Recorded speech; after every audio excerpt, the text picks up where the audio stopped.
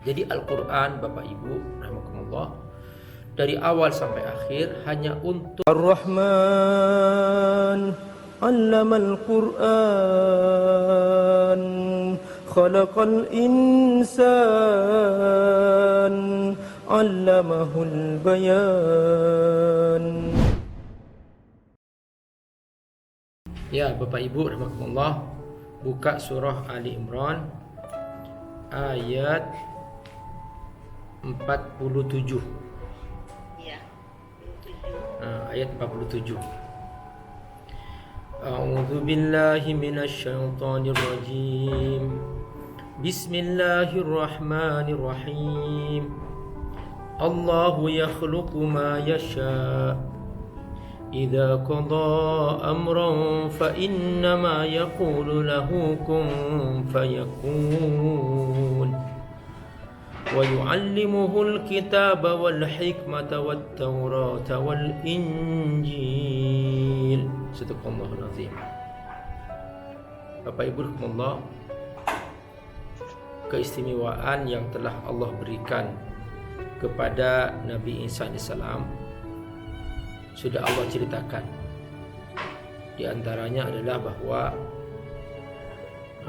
Nabi Isa lahir tanpa melalui proses disentuhnya seorang wanita bernama Maryam oleh laki-laki, tapi langsung dari Allah Subhanahu wa taala. Cukup hanya dengan berfirman kun fayakun. Kun jadilah, fayakun maka akan terjadi. Itulah bukti kemahakuasaan Allah Subhanahu wa taala. Ya, Allah sesuka Allah.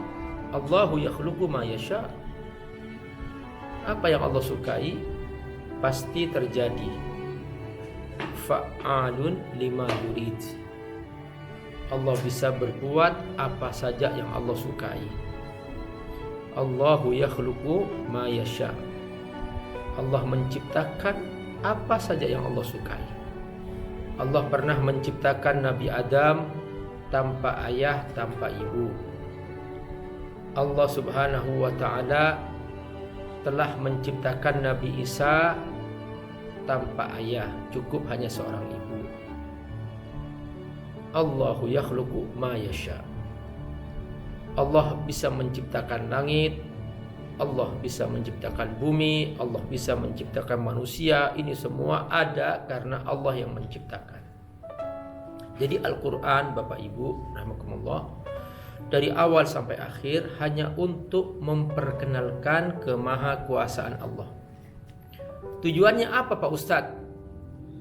Tujuannya supaya manusia tahu diri bahwa ia ada karena ada yang menciptakan. Setelah tahu diri, apa Pak Ustadz?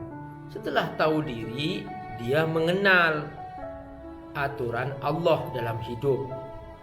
Maka Allah telah menurunkan Al-Quran, Allah telah menurunkan Islam, Allah telah mengutus nabi-nabi. Ini halal, ini haram, ini baik, ini buruk. Terus apa tugas kita Pak Ustadz? Tugas kita ngikuti. Apa kata Allah halal, kerjakan.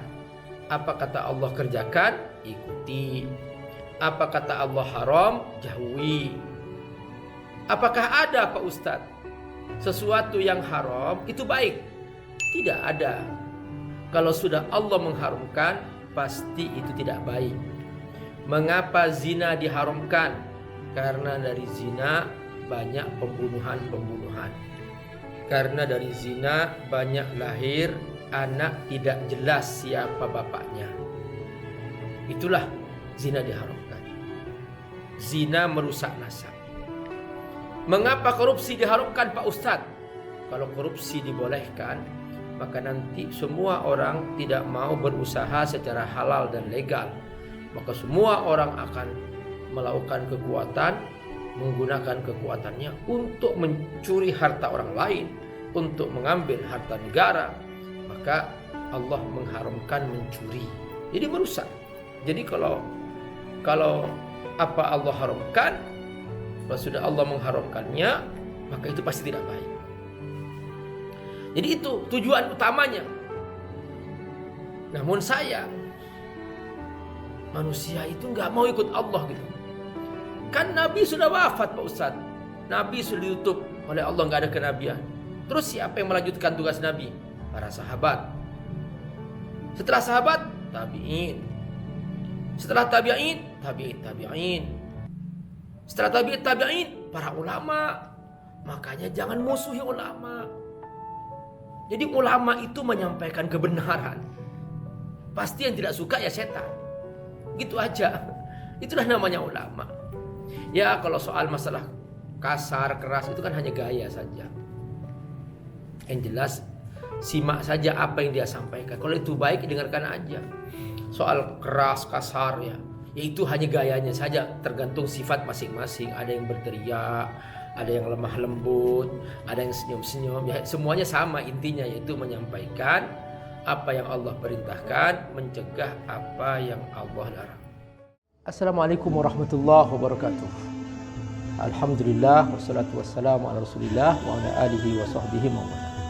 Teman-teman rahimakumullah, Abi Amir mengasuh sebuah pesantren FAT Institute. Pesantren FAT ini ada di Jakarta, ada juga di Sukawangi, Bogor. Mereka rata-rata adalah anak-anak yatim duafa dan mereka belum punya asrama, belum punya masjid, dan juga mereka membutuhkan pembebasan lahan untuk pesantren.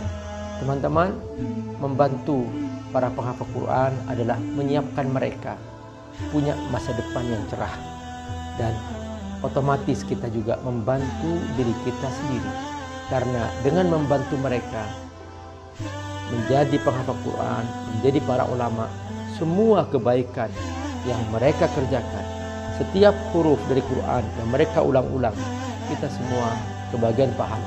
Bukan hanya itu, nanti di alam akhirat, di surga, mereka akan datang menyambut kita dengan mahkota yang indah. Dan kita semua yang berdonasi untuk mereka akan diberi mahkota yang indah di pintu surga, sehingga kita semua bahagia selamanya di akhirat.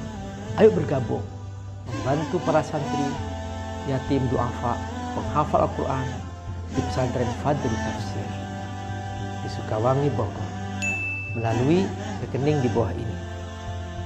Semoga Allah berkati. Assalamualaikum warahmatullahi wabarakatuh.